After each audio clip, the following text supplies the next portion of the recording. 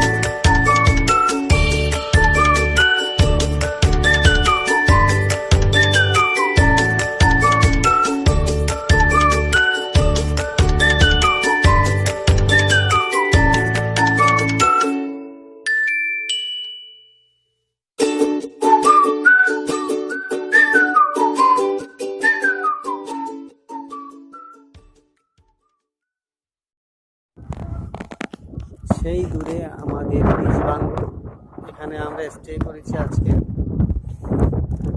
দেখি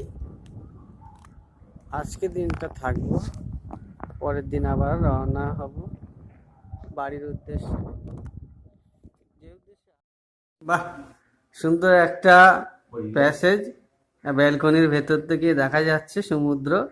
আর আমরা এখানে খাবার রেডি, এক্ষুনি খাবো আমরা। আমাদের লাঞ্চ রেডি, 4 জন খাবো। আর এই এতে কি আছে জানো, এটা কমপ্লিট, এটা বাজার থেকে এনেছিলাম আমরা, এটা রান্না করতে দিয়েছিলাম। ওটা বেগুন ভাজা, এখানে আছে ডাল, পটল ভাজা,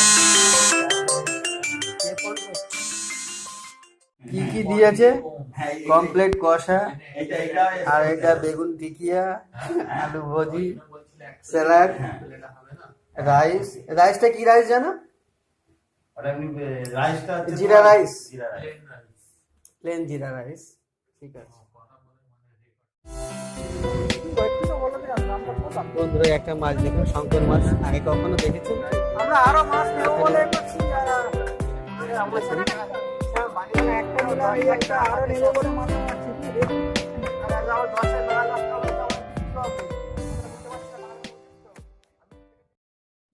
মর্নিং,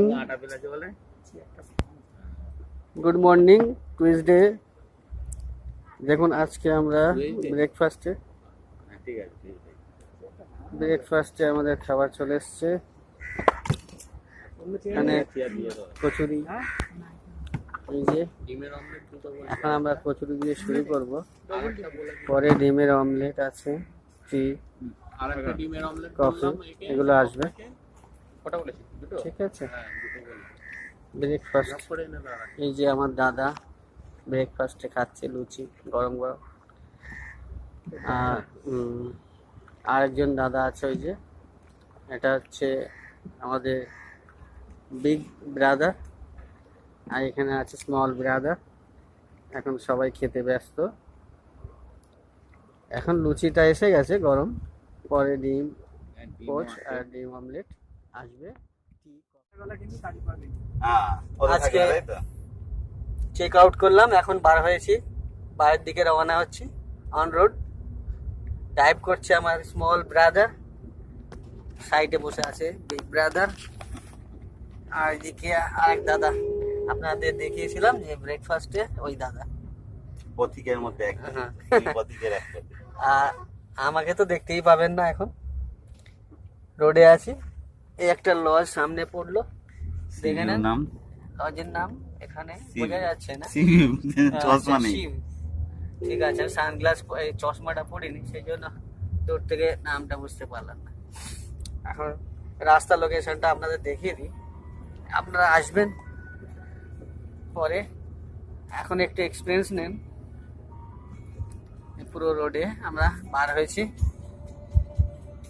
সুন্দর একটা গান পরিবেশন করছে,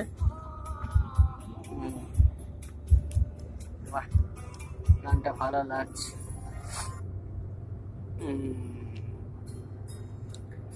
আমরা খুব এনজয় উপভোগ করলাম, কিন্তু একটা জিনিস যেটা হলো না,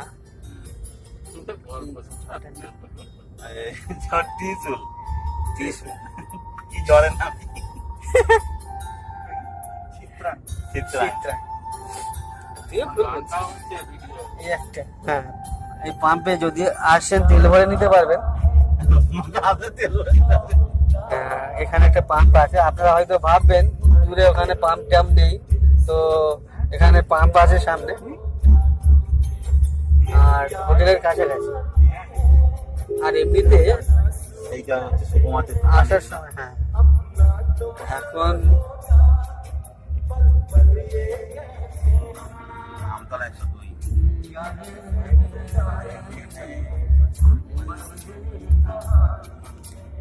বন্ধুরা এখানে সরকারি বাসও আসে, দেখছেন বকখালির বাস এখান পর্যন্ত আসছে। কোনো ভাই যদি ট্রেনে আসেন তাহলে ট্রেনেও আসতে পারবেন। রাস্তাটা বলে দাও, নামখানায় নামতে হবে, শিয়ালদা থেকে যদি ট্রেনে ওঠেন, নামখানাগামী ট্রেনে উঠবেন, কিংবা হাওড়া থেকে নামখানায় নামবেন। নামখানা থেকে বাই বাস আছে, অটো বাস, আপনাদের ইচ্ছা মতো টোটো, যেটা ইচ্ছা আসতে পারে।